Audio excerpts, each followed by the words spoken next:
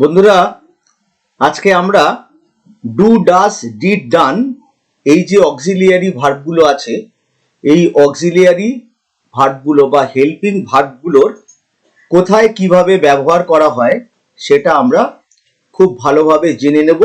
এবং আমাদের ইংরেজি বলতে এই ডু, ডাস, ডিড, ডান ব্যবহার করতে যে সমস্যা হয় সেই সমস্যাগুলো আজকের পর থেকে আর হবে না। এবং এইভাবে যদি আমরা বেসিকটা ভালো করে জানতে পারি তাহলে অবশ্যই খুব সহজে কিন্তু অ্যাডভান্স লেভেলের ইংলিশ বলা যাবে, যদি আমাদের বেসিক খুব সলিড থাকে।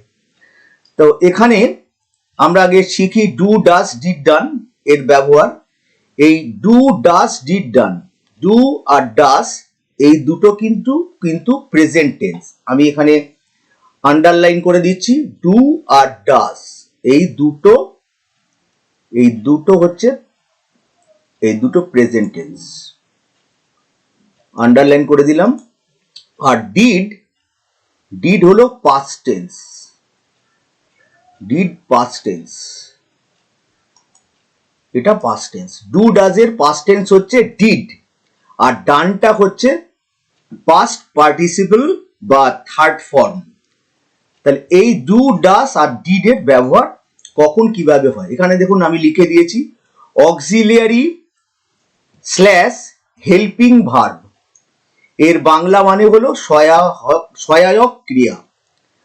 মানে এই যে ডু আর ডাস, ডিড, ডান এগুলো কিন্তু সহায়ক ক্রিয়া হিসেবে ব্যবহৃত হয়, অর্থাৎ কোনো ক্রিয়াকে সাহায্য করতে এরা আসে, এই ডু, ডাস, ডিড, ডান। এবার আমি কতগুলো দেখুন, এখানে সিম্পল প্রেজেন্ট টেন্স বা সাধারণ বর্তমান বাংলায় বলা হয়, আপনারা সবাই জানেন এটা সিম্পল প্রেজেন্ট টেন্স। এই সিম্পল প্রেজেন্ট টেন্সে এখানে কতগুলো আমি বাংলায় উদাহরণ নিয়েছি। এই উদাহরণগুলো আমি কিভাবে ট্রান্সলেট করব, এবার এই ট্রান্সলেট করাটা আমি দেখিয়ে দিচ্ছি, কোথায় ডু লাগবে আর কোথায়, এবং ডু কেন লাগবে, ডু কেন লাগবে এই নিয়ে আমি বিস্তারিত আলোচনা করব। এখানে আমি এবারে এর ট্রান্সলেশনটা কি হবে আমি এখানে লিখে দিচ্ছি। তুমি ক্রিকেট খেলো লেখা আছে, দেখতে পাচ্ছেন। তাহলে এখানে কি হবে, তুমি ক্রিকেট খেলো, এটাকে যদি আমি ইংলিশে ট্রান্সলেট করি তাহলে ইউ ডু প্লে ক্রিকেট, তুমি ক্রিকেট খেলো। দেখুন এখানে কিন্তু কোনো ডু নেই, তুমি ক্রিকেট খেলো, ইউ প্লে ক্রিকেট রয়েছে। ইউটা সাবজেক্ট, প্লেটা ভার্ব, আর ক্রিকেটটা হচ্ছে অবজেক্ট। সাবজেক্ট মানে কি, যে শব্দটা কোনো বাক্য বা সেন্টেন্সের প্রথমে থাকে সেটি কিন্তু সাবজেক্ট, মানে কর্তা। আমরা বলি না কর্তা মানে প্রধান। এই ইউ প্লে ক্রিকেট, কে খেলে, তুমি খেলো, অর্থাৎ তুমি খেলো, যেহেতু তুমিটা হলো সাবজেক্ট। এরকম জানবেন যখনই কোনো ওয়ার্ড সেন্টেন্সের প্রথমে থাকবে তখন কিন্তু সেটা সাবজেক্ট হবে। যেমন এখানে যদি থাকতো আই প্লে ক্রিকেট, তাহলে আইটা সাবজেক্ট হতো। তাহলে ইউটা সাবজেক্ট আর প্লেটা ভার্ব। এখানে তাহলে কটা ভার্ব আছে তাহলে দেখুন, এখানে আমরা দেখতে পাচ্ছি ভার্ব কিন্তু রয়েছে, এখানে যে ভার্ব রয়েছে সেটা কিন্তু রয়েছে, কটা ভার্ব রয়েছে এখানে। ইউ প্লে ক্রিকেট, এটাকে আমি ভার্বটাকে আন্ডারলাইন করে দিচ্ছি, প্লেটাকে আন্ডারলাইন করে দিচ্ছি, এটা ভার্ব আছে, এটাকে আমি আন্ডারলাইন করে দিচ্ছি। তাহলে ইউ প্লে ক্রিকেট একটা ভার্ব আছে, লক্ষ্য করেছেন এখানে দেখুন একটা ভার্ব আছে। তাহলে এটাকে তুমি ক্রিকেট খেলো না, এটা আমি কি করে লিখবো, তাহলে এখানে কি হবে, ইউ নট প্লে ক্রিকেট, এরকম কি হতে পারে? তাহলে এই কনফিউশনটা আমি এখানে আমি ক্লিয়ার করব। এখানে একটা কনফিউশন হয়, আমি কি লিখতে হবে। তাহলে এখানে সাবজেক্টটা আবার লিখুন, ইউ মানে তুমি, ইউ, এবারে আমি লিখলাম নট, ইউ নট এবার প্লে ক্রিকেট। এখানে দেখুন, এখানে ইউ নট প্লে ক্রিকেটে এখানে দেখা যাচ্ছে যে এখানে এটাকে আমি একটু সাইজে বড় করে দিই। ইউ নট প্লে ক্রিকেট রয়েছে, এখানে আমি একটা ফুল স্টপ দিয়ে দেবো। তাহলে এটা কি, এই সেন্টেন্সটা কি ঠিক হবে? এরকম যদি আমি লিখে দিই ইউ নট প্লে ক্রিকেট, তাহলে কি সেন্টেন্সটা ঠিক হবে? শুনতে দেখুন ভালো লাগছে না। ইউ নট প্লে ক্রিকেট, এখানে এখানে কিন্তু ডু বসাতে হবে। ডু এখানে আদৌ ছিল না, এখানে ডু বসাতে হবে। এবার বুঝতে পেরেছেন? এরকম থাকলে এখানে ডু বসিয়ে দিতে হবে, কারণ নট বসাতে হলে, নটটা বসাতে হলে দুটো ভার্বের দরকার। ভালো করে এটা মনে রাখবেন, ভালো করে এটা মাথায় রাখবেন। নট বসাতে গেলে দুটো ভার্বের দরকার, কিন্তু এখানে আমি দেখতে পাচ্ছি প্লে একটা ভার্ব রয়েছে, তাহলে আমাকে ডু এর সাহায্য নিতে হবে। ওই জন্যই বলা আছে অক্সিলিয়ারি বা হেল্পিং ভার্ব বা সহায়ক ক্রিয়া। এটা সহায়তা করে, হেল্প করে, তাই সহায়ক ভার্ব। তাহলে এখানে ভার্ব কটা হলো? ছিল এখানে একটা, কিন্তু যখন আমি এটাকে নেগেটিভ করলাম, না করলাম তুমি ক্রিকেট খেলো না, তখন কিন্তু আমাদের বলতে হবে ইউ, এখানে দুটা ভার্ব, আমি দুটাকে আন্ডারলাইন করলাম, আর এখানে নটটা এই দুটো ভার্বের মাঝখানে আমাদের বসিয়ে দিতে হবে। নটটাকে দুটো ভার্বের মাঝখানে বসিয়ে দিতে হবে। তাহলে এখানে প্লেটাকে আমি আন্ডারলাইন করে দিচ্ছি। Play, you do not play cricket, তুমি ক্রিকেট খেলো না। তাহলে এটা, এবারে পরেরটা এখানে দেখুন আমি কতগুলো বাংলায় লিখেছি, এই ট্রান্সলেশন গুলো, এগুলো আস্তে আস্তে যদি বলতে পারেন তাহলে দেখবেন অবশ্যই অবশ্যই এর পরবর্তীকালে যখন এগুলো আমাদের সকলের জানা হয়ে যাবে, তখন দেখবেন এর পরেরটা জানতে ইচ্ছা করবে, আরো অ্যাডভান্স লেভেলে তখন শিখতে ইচ্ছা করবে, এবং অটোমেটিক্যালি আমরা খুব সহজেই ইংরেজি খুব শুদ্ধভাবে পরিষ্কারভাবে বলতে শিখে যাব। এবারে দেখুন এখানে লেখা আছে তুমি কি ক্রিকেট খেলো? এটা প্রশ্ন। এটা আমরা যদি কাউকে প্রশ্ন করি তুমি কি ক্রিকেট খেলো, তাহলে আমরা কি করতে পারি?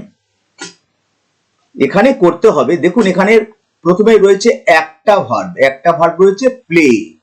তাহলে আমি প্রশ্ন করতে গেলে তো সাবজেক্টের আগে ভার্ব দিতেই হবে। প্রশ্ন করতে গেলে আমাদের সবাইকে মাথায় রাখতে হবে যে এই যে সাবজেক্ট ইউ সাবজেক্টের আগে একটা ভার্ব দিতে হবে, কিন্তু এখানে তো দেখছেন একটাই ভার্ব রয়েছে, ইউ প্লে ক্রিকেট, প্লে একটা ভার্ব। তাহলে আমাকে কি করতে হবে? তখন আমাকে প্লে ইউ ক্রিকেট করলে কিন্তু হবে না, মানে প্লে ইউ ক্রিকেট করলে সেন্টেন্সটা ভুল হয়ে যাবে। এইভাবে কিন্তু যারা ইংরেজিতে কথা বলেন তারা বলেন না। তাহলে কিভাবে করতে হবে? এখানে করে দিন, এই ডুটাকেই আবার আগে লিখে দিন। ডু ইউ প্লে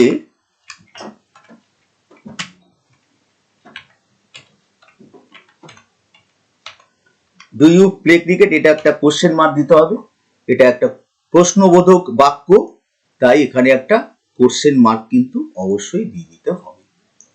এটাকে, এই সেন্টেন্সটাকে একটু বড় করে লিখি আমি, যাতে সবার বুঝতে অসুবিধা না হয়, সুবিধা হয়। ডু ইউ প্লে ক্রিকেট, এবার কি করলেন দেখুন কত সোজা। এই ডুটাকে ইউর আগে আমরা নিয়ে গেলাম, ডুটাকে ইউর আগে নিয়ে গেলেই প্রশ্ন হয়ে যাচ্ছে। ডু ইউ প্লে ক্রিকেট, তখন এইভাবে কিন্তু বলতে হবে। আমার সঙ্গে একটু বলুন, ডু ইউ প্লে ক্রিকেট, তুমি কি ক্রিকেট খেলো? প্রশ্ন। আমরা বাংলায় যেরকম ভাবে প্রশ্ন করি তেমনি ইংরেজিতেও সেইভাবেই আমাদের প্রশ্ন করতে হবে। ডু ইউ প্লে ক্রিকেট, এখানে ভার্বগুলোর তলায় আমি আন্ডারলাইন করে দিই। এখানে ডু, আমরা সবাই জেনে গেছি যে ডু একটা ভার্ব, আর এখানে দেখুন প্লে একটা ভার্ব। এই দুটো ভার্ব এখানে রয়েছে, এই দুটো ভার্বের তলায় আমি এটাকে আমি আন্ডারলাইন করে দিলাম। তাহলে দেখুন দুটো ভার্ব এখানে রয়েছে, আর ইউর সাবজেক্টটা মাঝখানে চলে গেছে, আর ইউর আগে ডু দিতে হয়েছে, অর্থাৎ ইউর আগে ডু দেওয়া মানে প্রশ্ন হয়ে গেছে। এবারে দেখুন আমি আরেকটা নিয়েছি, হি, সে ক্রিকেট খেলে। তাহলে আমাকে এখানে কি করতে হবে? আমি বলেছি ডু, ডাজ, ডিড, ডান, এই চারটেরই ব্যবহার আজকে আমরা ভিডিওতে আলোচনা করব। এখানে দেখুন ডু, ডাজ, ডিড, ডান। এবার আমি এখানে আমাকে করতে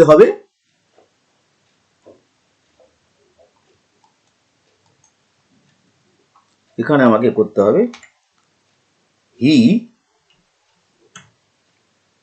প্লেস, PLAYS, হি প্লেস ক্রিকেট, সে ক্রিকেট খেলে, হি প্লেস ক্রিকেট। এবার দেখুন এখানে আমি লিখেছি ইউ প্লে ক্রিকেট, এখানে কিন্তু প্লেস রয়েছে, PLAYS। আমি আবার অন্যান্য ভিডিওতে আলোচনা করেছি এখানে প্লেস, এই এসটা কেন যুক্ত হলো? এসটা যুক্ত হলো তার কারণ হচ্ছে হিটা থার্ড পার্সন সিঙ্গুলার নাম্বার। এই যে হি সাবজেক্ট রয়েছে, যেখানে হি সাবজেক্ট, এখানে দেখুন ইউ সাবজেক্ট, এখানে হি সাবজেক্ট কর্তা, তাহলে হিটা রয়েছে থার্ড পার্সন সিঙ্গুলার, তাই প্লে আর হবে না, এখানে প্লেসটা লিখতে হবে, প্লেস সঙ্গে এস দিয়ে দিতে হবে, কোথাও দিতে হবে এস, কোথাও দিতে হবে ইএস, এখানে কিন্তু এস যুক্ত হবে, কারণ he third person singular number আছে। আমি আগেই আলোচনা করেছিলাম, এখনো আমি একটু বলে দিচ্ছি। এখানে দেখুন আই, উই ফার্স্ট পার্সন, ইউটা সেকেন্ড পার্সন, আই, উই আর ইউ বাদ দিয়ে সবকিছুই থার্ড পার্সন। আইটা হলো ফার্স্ট পার্সন আই, উই, আর ইউ সেকেন্ড পার্সন, আর এই তিনটে বাদ দিয়ে হি, সি, রাজ, দে, এই তিনটে বাদ দিয়ে যত সাবজেক্ট আছে সবই কিন্তু থার্ড পার্সন। তাহলে এখানে আমি হি প্লেস ক্রিকেট করেছি। এবার সে ক্রিকেট খেলে না, এটাকে নেগেটিভ করে দিচ্ছি, নাবাচক করে দিচ্ছি, নাবাচক। তাহলে কি হবে? এখানে আমরা একবারে শিখে নেব, হি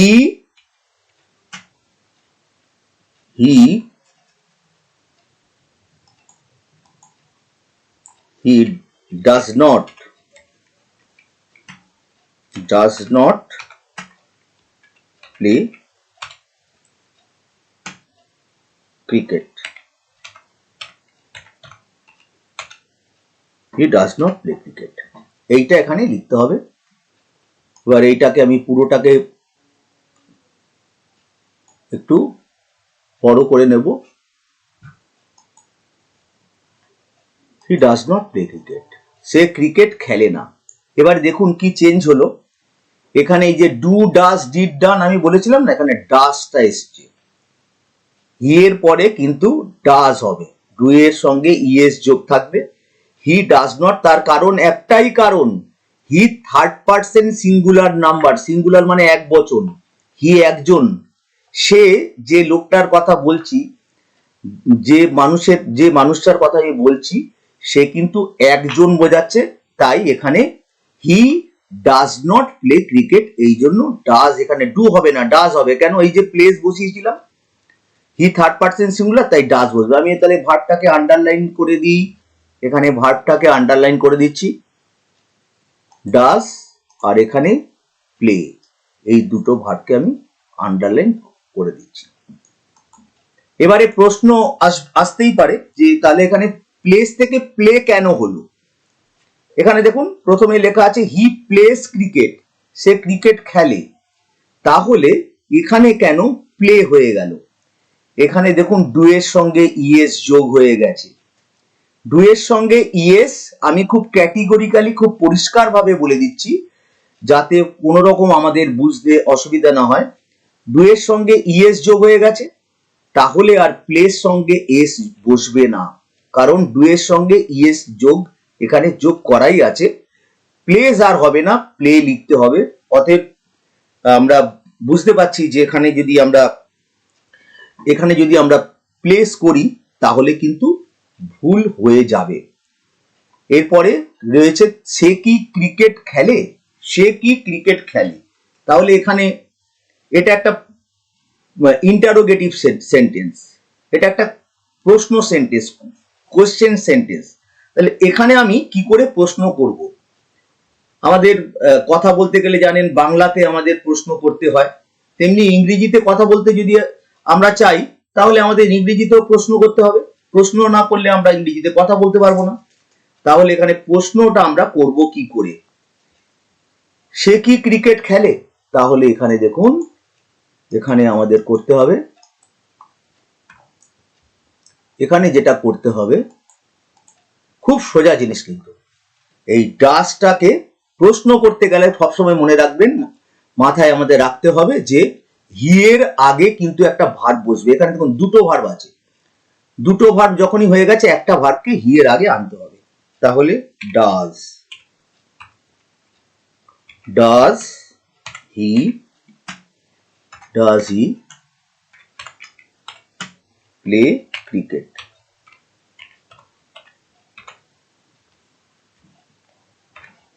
সে কি ক্রিকেট খেলে?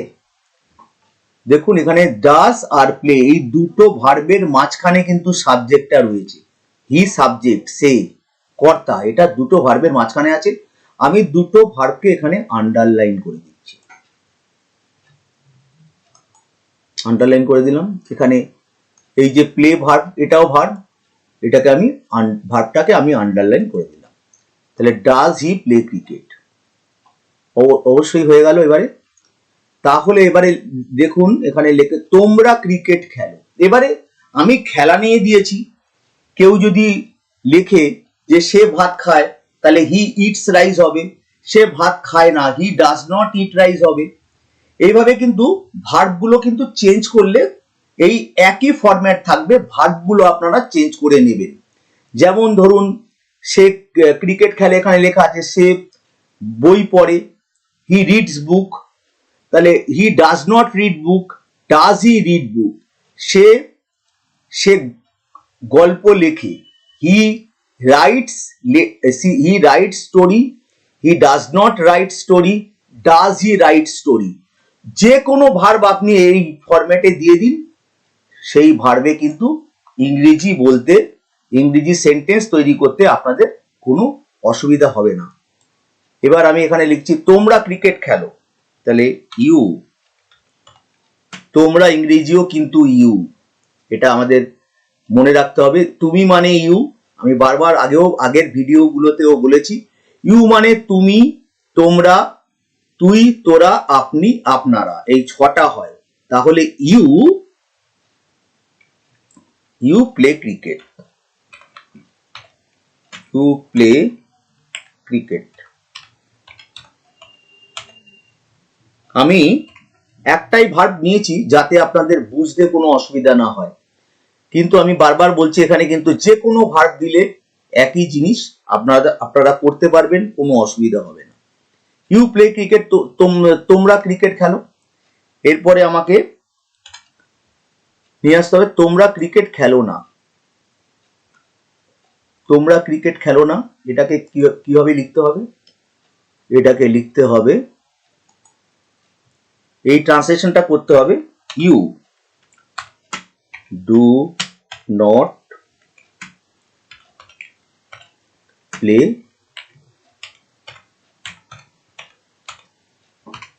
you do not play cricket, you play cricket, you do not play cricket.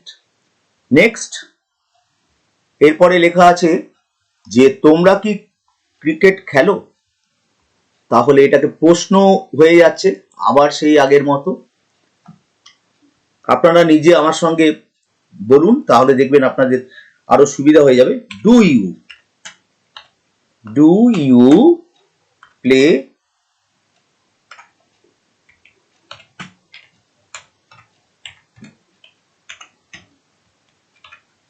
Do you play cricket? তাহলে এখানে দেখুন রয়েছে একটা মাত্র ভার্ব রয়েছে, প্রথমে যখন হলো অ্যাসার্টিভ একটা মাত্র ভার্ব রয়েছে, আন্ডারলাইন করছি আমি। আর এটা যখন নেগেটিভ হয়ে গেল, ইউ ডু নট একটা ভার্ব, আর এখানে প্লে আরো একটা ভার্ব। দুটো ভার্ব না হলে কিন্তু নেগেটিভ করা যাবে না, নাবাচক করা যাবে না, আমাদের এটাকে মাথায় রাখতে হবে, তাহলে আমরা ইংরেজি বলতে বা লিখতে কোনো রকম ভুল আমাদের কিন্তু হবে না। এবার এখানে ডুটা আন্ডারলাইন করে দিলাম, প্লেটা আন্ডারলাইন করে দিলাম। এগুলো ভার্ব বলে আমি আন্ডারলাইন করছি, এগুলো যেহেতু ভার্ব, আর এই যে ইউটা সাবজেক্ট। এরপরে আমি এখানে চলে আসি, কি লেখা আছে? তারা ক্রিকেট খেলে। তারা ক্রিকেট খেলে, তারা ইংরেজি আমরা অনেকেই জানি, আর না জানলেও কোনো অসুবিধা নেই, কারণ শিখতে সময় লাগে না। দে প্লে ক্রিকেট, শিখতে সময় লাগে না শুধু, আর শেখার কোনো বয়সও নেই। শুধুমাত্র যেটা দরকার সেটা হলো ইচ্ছে। আমাদের ইচ্ছে হলে আমরা শিখতে পারি। এখানে তখন দে প্লে ক্রিকেট আছে, এখানে একটা ভার্ব রয়েছে, এই একটা ভার্ব রয়েছে। সিম্পল প্রেজেন্টে সবসময় একটা ভার্ব থাকবে, সিম্পল পাস্টে সবসময় একটা ভার্বই থাকবে। এবারে দেখুন এটাকে আমি নেগেটিভ করে দিচ্ছি। নেগেটিভ করতে হলে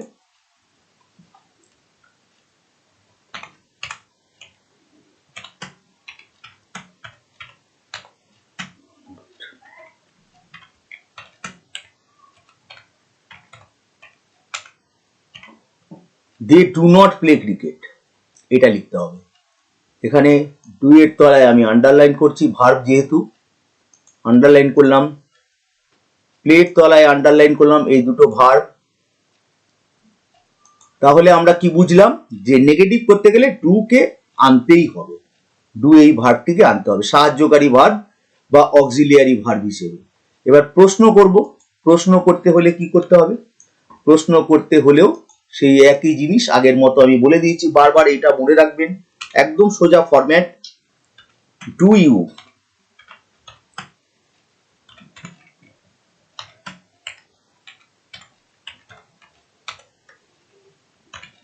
do you play cricket, do you play cricket, তুমি কি ক্রিকেট খেলো? তুমি কি ক্রিকেট, এখানে এখানে তারা কি ক্রিকেট খেলে, এখানে সরি এখানে লেখা আছে প্লে, ডু ইউ হবে না, এখানে ডু দে হবে, এখানে হবে ডু দে, THEY। তারা কি ক্রিকেট খেলে? ডু দে প্লে ক্রিকেট, দে মানে তারা, তারা ক্রিকেট খেলে। এবার এখানে দেখুন দুটো ভার্ব আছে, আমি আন্ডারলাইন করে দিচ্ছি এখানে, আর এখানে প্লে আন্ডারলাইন করে দিলাম। এবারে এখানে রয়েছে রাজ, রাজ একটা ছেলের নাম, তাহলে রাজের এখানে যখন আমি লিখবো রাজ ক্রিকেট খেলে, তখন আমি কি লিখবো? তাহলে আমাকে লিখতে হবে রাজ, রাজ প্লেস, রাজ প্লেস ক্রিকেট। ওই যে বললাম হি ছিল, এখানে দেখুন হি প্লেস ক্রিকেট, কারণ he third person singular number, আর রাজও থার্ড পার্সন সিঙ্গুলার নাম্বার, এটা কিন্তু সাবজেক্ট বা কর্তা। থার্ড পার্সন সিঙ্গুলার নাম্বার মানে আই উই ফার্স্ট পার্সন আর you second person. I we আর ইউ এই তিনটে বাদ দিয়ে আর সব যত সাবজেক্ট আছে, অগণিত, কাউন্টলেস, নিউমারাস, এই অগণিত যে শব্দগুলো আছে বা সাবজেক্টগুলো আছে, কর্তাগুলো আছে, সেই কর্তাগুলো কিন্তু থার্ড পার্সন, আর সিঙ্গুলার মানে একজন। রাজ দেখুন একটা ছেলের কথা বোঝানো হয়েছে এখানে। তাহলে এটা এখানে এবার ফোকাস করতে হবে আমাদের কিসের উপরে? ভার্বের উপরে। ভার্বের সঙ্গে তাহলে থার্ড পার্সন সিঙ্গুলার নাম্বার যখনই হবে, তখন ভার্বের সঙ্গে এস এখানে দিতে হবে। এসটা দিয়েছি, আমি আন্ডারলাইন করে দিলাম, এটা ভার্ব, বুঝতে কোনো অসুবিধা আর হবে না। এরপরে দেখুন রাজ ক্রিকেট খেলে না, এটাকে আমি ইংরেজিতে ট্রান্সলেট করব।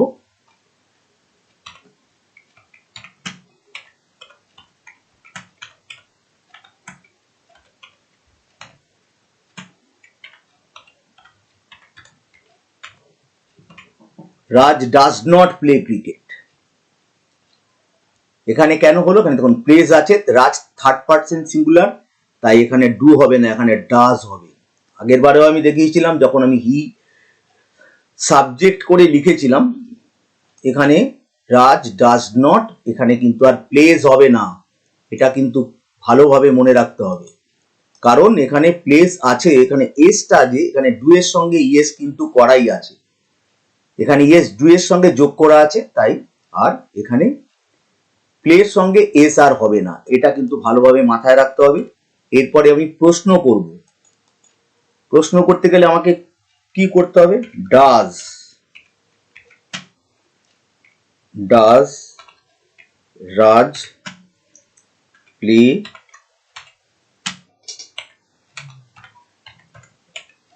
Does Raj play cricket, question মার্কটা আমি দিয়ে দিলাম।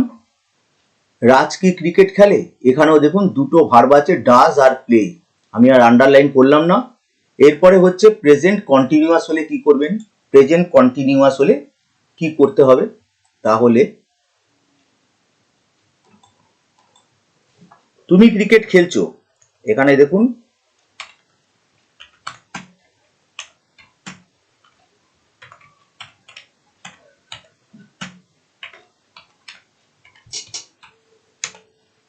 ইউ আর প্লেইং ক্রিকেট, এখানে কিন্তু দেখুন এখানে ইউ আর চলে এলো আর প্লের সঙ্গে আইএনজি হয়ে গেল, খেলছো, এটা খেলো না, এখানে দেখুন তুমি ক্রিকেট খেলো, আর এখানে লেখা আছে তুমি ক্রিকেট খেলছো, মানে এখন খেলছো, এটা এখন, আর এই খেলো বলতে কি বোঝাচ্ছে, খেলো বলতে রোজ বোঝাচ্ছে, অভ্যাস, তোমার অভ্যাস তুমি ক্রিকেট খেলো, তোমার ক্রিকেট খেলতে ভালো লাগে, অথবা তুমি ক্রিকেট প্র্যাকটিস করো, এটা রোজ, সিম্পল প্রেজেন্ট মানে যেটা রোজ হয়, আর এটা এটা হচ্ছে এখন হচ্ছে প্রেজেন্ট কন্টিনিউয়াস, অর্থাৎ ঘটমান বর্তমান, এখন হচ্ছে, এখন তুমি ক্রিকেট খেলছো, তাহলে এখানে ভার্ব কিন্তু দুটো রয়েছে, দেখতে হবে এখানে ভার্ব কটা আছে, দুটো, একটা আর এখানে আর রয়েছে, আর ইউ আর প্লেইং ক্রিকেট, দুটো ভার্ব রয়েছে, তাহলে এখানে যখন আমি নেগেটিভ করব তুমি ক্রিকেট খেলছো না, তখন কিন্তু একটু এখানে কিন্তু ডু আর লাগবে না,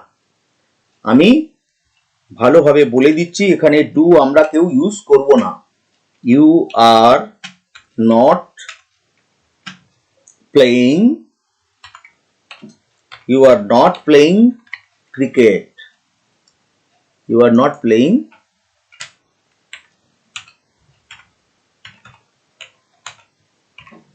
you are not playing cricket, এইটা লিখতে হবে, কারণ দেখুন এখানে ডু আসবে না কেন, দুটো ভার্ব তো এখানে রয়েছে আগের থেকেই, এই যে আর আর প্লেইং, এখানে দেখুন দুটো ভার্ব ছিল না, একটা ভার্ব ছিল, প্লে একটা ভার্ব ছিল, কিন্তু এখানে দেখুন দুটো ভার্ব এখানে রয়েছে, অর্থাৎ তাহলে আর ডু কে এখানে আনা যাবে না, অনেকে দেখেছি ইউ ইউ আর ডু এরকম একটা লিখে, বা you do are playing cricket, এখানেও ডু, এখানে এই জায়গাটায় বিশেষ করে you do are not playing cricket এরকম লিখে দেয়, আমার অভিজ্ঞতা আছে, এরকম লিখতে দেখেছি, কিন্তু এখানে আর ডু আসবে না, কারণ এখানে দুটো ভার্ব আগের থেকেই রয়েছে, আটটা এখানে আমি এটা ভার্ব আমি আন্ডারলাইন করে দিচ্ছি, প্লেইং আমি আন্ডারলাইন করে দিচ্ছি, এই প্লেইংটাও ভার্ব আন্ডারলাইন করে দিচ্ছি। আমার শেখানোর পদ্ধতিটা হচ্ছে আমি খুব তাড়াতাড়ি শেখানো পছন্দ করি না, কারণ এতে যেটা হয় সেটা কেউ শিখতে পারে না, আমি যদি তাড়াতাড়ি বলি যারা নতুন শিখছে তারা কিন্তু সেভাবে শিখতে পারবে না, তাই তাড়াতাড়ি না করে আমি আস্তে আস্তে বোঝানোর এই নীতিতেই বিশ্বাস করি, যাতে যারা প্রথম শিখছেন তাদের যেন কোনো অসুবিধা না হয়। এবার এখানে তুমি কি ক্রিকেট খেলো, তাহলে এখানে তুমি কি ক্রিকেট খেলো হবে না, এটা হবে খেলছো, তুমি কি ক্রিকেট খেলছো হবে, বাংলা করে নিলাম,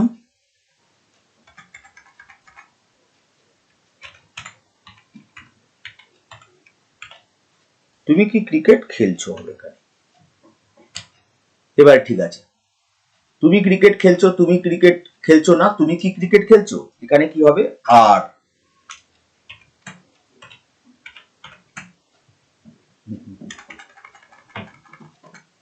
বাংলা করে নিতে হবে, ইংলিশ করে নিতে হবে, আমি বাংলা করে নিয়েছিলাম, না হলে এরকমই লেখা আসবে, খুব খেয়াল রাখতে হয় জিনিসগুলো,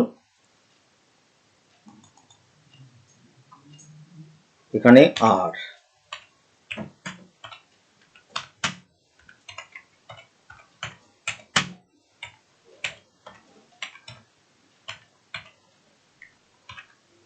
আর you playing cricket?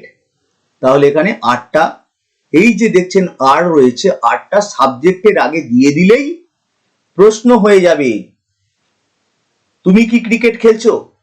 R you playing cricket? তাহলে বুঝতে পারছেন কন্টিনিউয়াস টেন্সে কিন্তু ডু কে লাগবে না, এখানে কিন্তু ডু দরকার নেই, এখানে আর রয়েছে, এখানে ডু এর আর কোনো দরকার নেই। এরপরে দেখুন অতীতকাল, সিম্পল পাস্ট। অতীতকালে আমি কি লিখবো?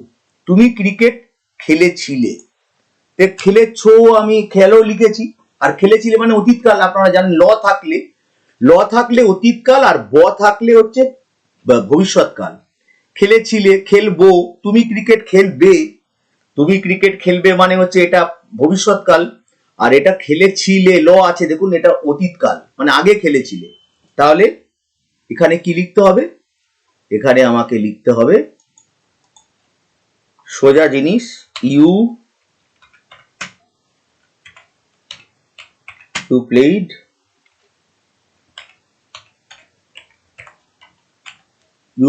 ক্রিকেট, তুমি ক্রিকেট খেলেছিলে। এরপরে আছে তুমি ক্রিকেট খেলোনি, ভার্ব দেখুন একটাই রয়েছে এখানে, এটা কিন্তু সিম্পল সাধারণ অতীত, এই সবগুলোতে যেটা সাধারণ বর্তমান সেখানেও একটা ভার্ব ছিল, এখানে দেখে নিন, এখানেও একটা ভার্ব ছিল, আর এখানেও দেখুন একটা ভার্ব আছে, কিন্তু পাস্ট টেন্স হয়ে গেছে। এখানে প্লে থাকলে সেটাকে আমাদের প্লে থাকলে এটাকে পাস্ট ফর্ম বসাতে হবে, প্লেইড করে দিতে হবে। বেশিরভাগ ক্ষেত্রেই ইডি যোগ হয়, আর কখনো কখনো আবার ইডি যোগ হয় না, অন্য কিছু দিয়ে হয়। যেমন ধরুন গো ওয়েন্ট হয়, গো এর পাস্ট টেন্স ইডি যোগ করে হয় না, ওয়েন্ট হয়। এখানে দেখুন ইউ প্লেইড ক্রিকেট, এটা হচ্ছে পাস্ট টেন্স। তাহলে তুমি ক্রিকেট খেলোনি, you did not play cricket, তুমি ক্রিকেট খেলোনি।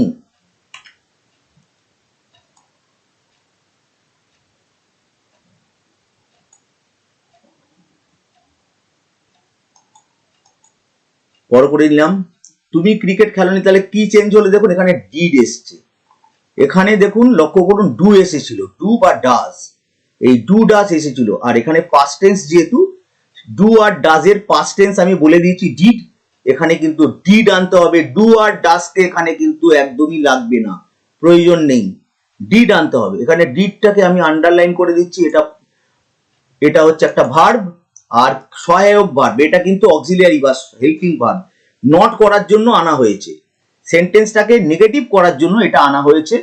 আর এখানে এই প্লেটাকে আমি আন্ডারলাইন করে দিচ্ছি, এই দুটো ভার্ব, আর প্লেইড দেখুন প্লে হয়ে গেছে। এটারও একটা বিষয় আছে, এটারও বোঝার একটা বিষয় আছে, এটারও একটা কজ বা কারণ রয়েছে, এটা একটু আমাদেরকে এখানে হাইলাইট করতে হবে, আমাদেরকে ফোকাস করতে হবে। সেটা হচ্ছে প্লেইডটা কিন্তু পাস্ট টেন্স, আর এখানে ডিডটা পাস্ট হয়ে গেছে, তাই প্লেইডের প্রেজেন্ট ফর্ম বসবে, কারণ একটা সেন্টেন্সে দুবার পাস্ট টেন্স ব্যবহার হয় না। আমরা এখানে পাস্ট টেন্স করেই দিয়েছি, ডিড যখনই লিখেছি সেন্টেন্সটা পাস্ট টেন্স হয়েই গেছে, সেন্টেন্সটা পাস্ট টেন্স হয়ে গেছে, আবার প্লেইড যদি লিখি তাহলে কিন্তু দুটো পাস্ট টেন্স হয়ে যাবে, একটা সেন্টেন্সে কখনোই দুবার পাস্ট টেন্স হয় না। এরপরে কি আছে, তুমি কি ক্রিকেট খেলোনি, তাহলে এখানে হয়ে যাবে তুমি কি ক্রিকেট খেলোনি, খেলেছো, তুমি ক্রিকেট খেলোনি, তুমি কি ক্রিকেট খেলোনি, এখানে আমি এটাকে চেঞ্জ করে দিচ্ছি, এটা পরের যখন ভিডিও করব তখন এই নিয়ে আরো বিস্তারিত আলোচনা করব। তুমি কি ক্রিকেট খেলেছো,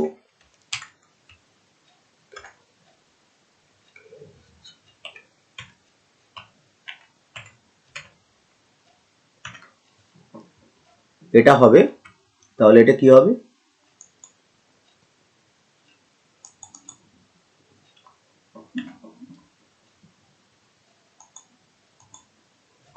ডিড ইউ,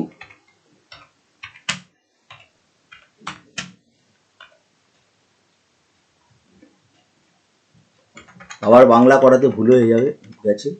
আর এখানেও এখানে এখানে এখানে ঠিক করে লিখতে হবে, তুমি ক্রিকেট খেলেছিলে, তুমি ক্রিকেট খেলোনি, তুমি কি ক্রিকেট এখানে কিন্তু খেলেছোটা হবে না, ভুল কখনো লেখা যাবে না, সেটা যে যাই হোক। তুমি কি ক্রিকেট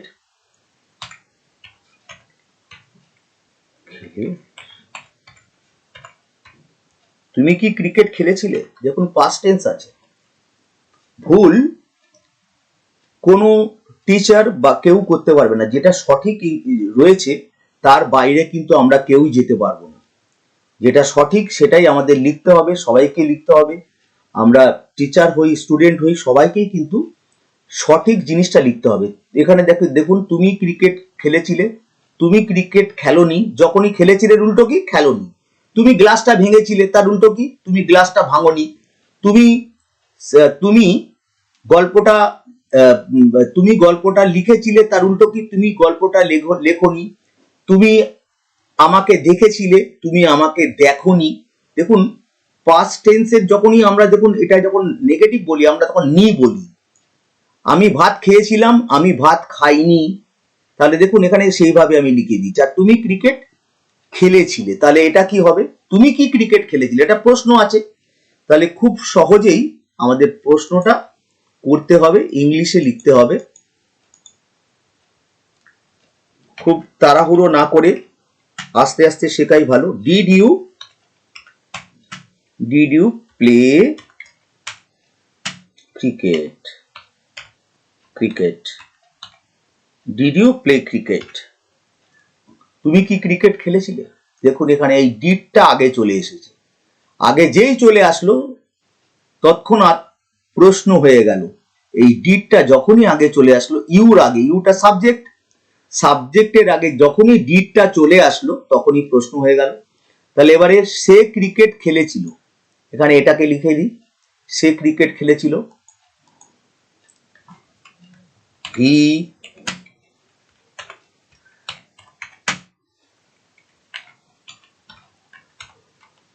প্লেড ক্রিকেট, সে ক্রিকেট খেলেছিল। এবার আমি এখানে চলে আসবো, হি প্লেড ক্রিকেট একই জিনিস, একটা ভার্ব আছে, আমি আর এখানে আন্ডারলাইন করছি না, বুঝে গেছেন এতক্ষণে। তাহলে সে ক্রিকেট খেলেনি,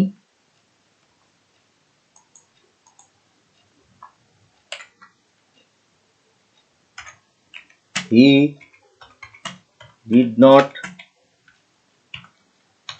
play, he did not play cricket, সে ক্রিকেট খেলেনি, he did not play cricket. এখানে দেখুন সেই ডিড এসছে, ডু আর ডাস এখানে লাগবে না, পাস্ট টেন্স ডিড, আর প্লেটা প্লে হয়ে যাবে। আর এখানেও একই নিয়ম, এটা যদি কোশ্চেন করতে হয় তাহলে আমাদের কি করতে হবে, আমরা জেনে গেছি এতক্ষণে, দুটো ভার্ব আছে, তাহলে ডিড হি প্লেড ক্রিকেট, সে কি ক্রিকেট খেলেছিল, এখানে did he played, did he play, played হবে না,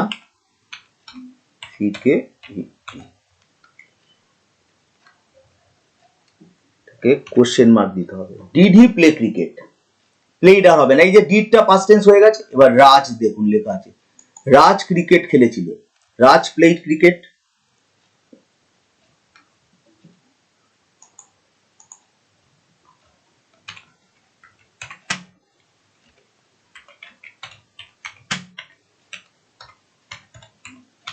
রাজ প্লেড ক্রিকেট। পরেরটায় চলে আসি, এবার এখানে দেখা যাচ্ছে রয়েছে, এগুলো সব আগের মতো, তাই আমি আর বিশেষ করে আলোচনা করছি না। রাজ ক্রিকেট খেলেনি, রাজ একটা ছেলের নাম, রাজ ডিড নট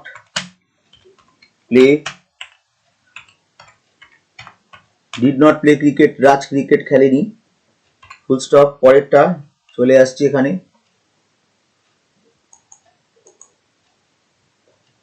ডিড রাজ,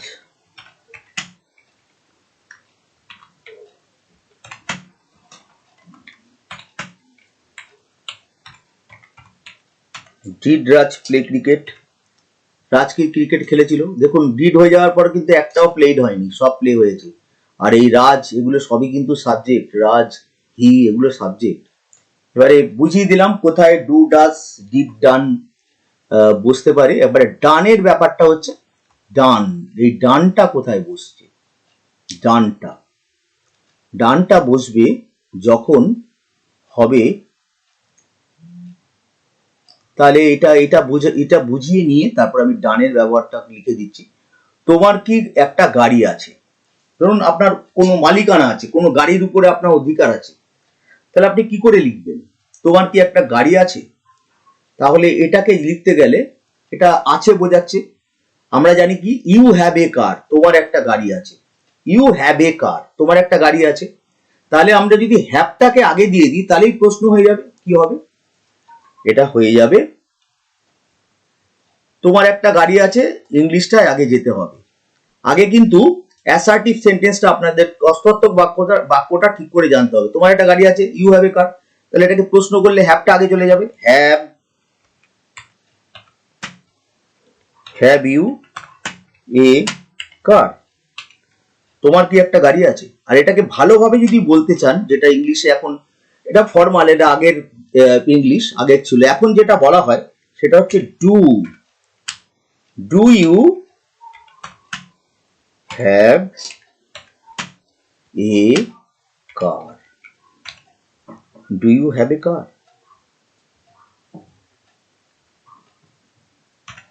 এটা কিন্তু এখন প্রচলিত ইংলিশ, এখন এটাই ব্যবহৃত হয়। আর এই যে হ্যাভ ইউ এ কার, এটা কিন্তু ভুল নয়, এটা কারেক্ট। এটা ডু ইউ হ্যাভ এ কার, তোমার কি একটা গাড়ি আছে।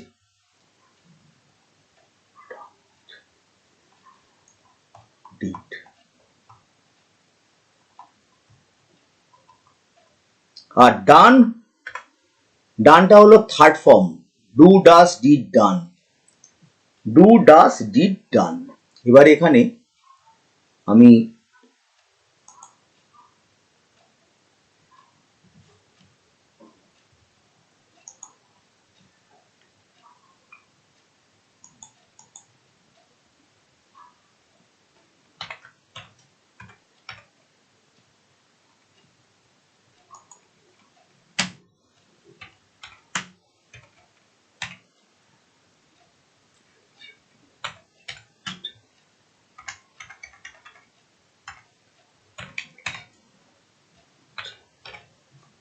তুমি এই কাজটি করেছো,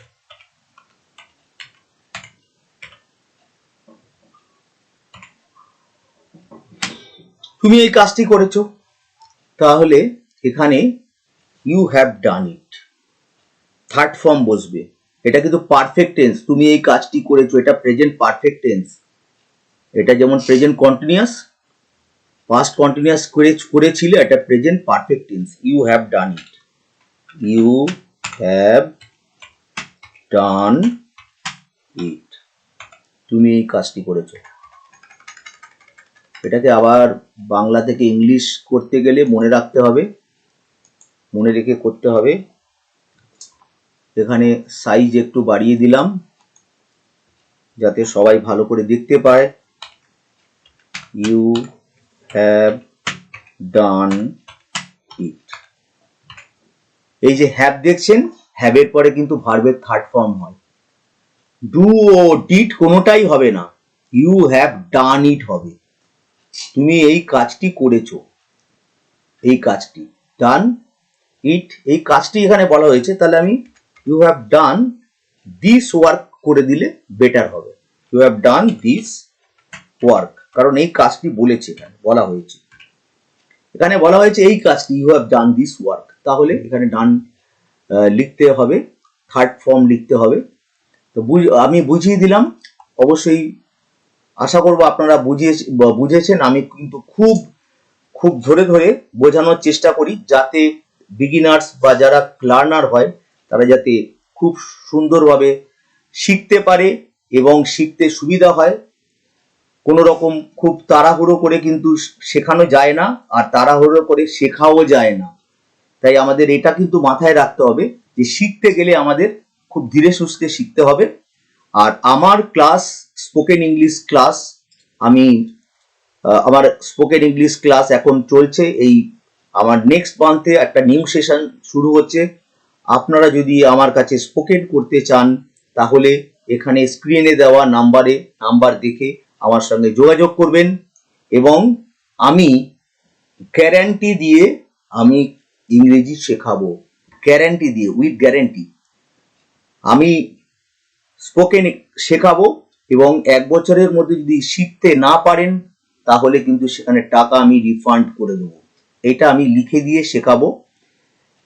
তাই খুব একটা দেরি না করে যে কোনো বয়সী, ছোটরা বড়রা, যে কোনো বয়সী স্টুডেন্ট যারা এখন পড়াশোনা সবেমাত্র শেষ করেছেন কিন্তু ইংরেজি বলতে কনফিউশন আছে, অসুবিধা আছে, তারা আমার সঙ্গে যোগাযোগ করুন, আমি তাদেরকে অবশ্যই হেল্প করব। Lots of thanks for watching my video. খুব ভালো থাকুন, আবার পরের ভিডিওতে দেখা হবে। Thanks you again.